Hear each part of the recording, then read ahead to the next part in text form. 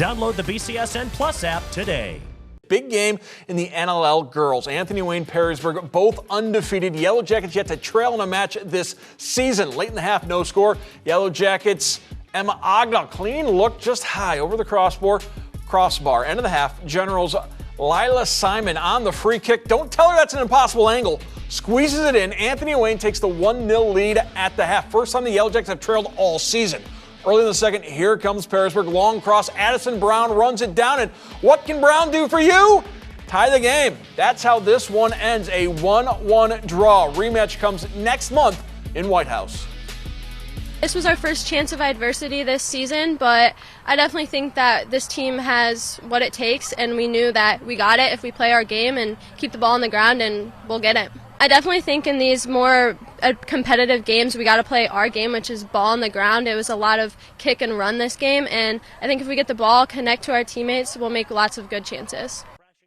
You know, regular season matchups rarely come bigger or as hyped as this one. We don't get top 5 matchups every day around these parts, and in the end, partner, I think 1-1 feels about right. It does, and I mean, really, again, it was a great game. We obviously knew the hype coming in. Both these teams, top 5 teams in the state of Ohio in their respective divisions.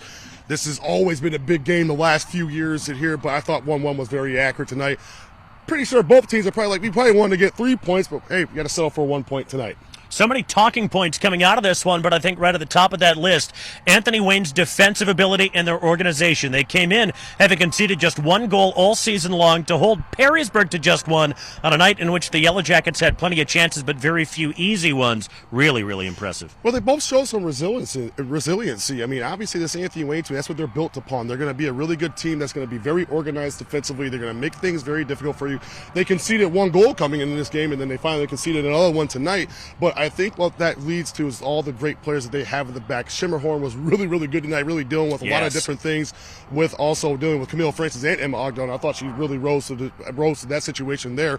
But also Katie Carr, I mean, she was battle-tested today. She made some really big-time saves in that game.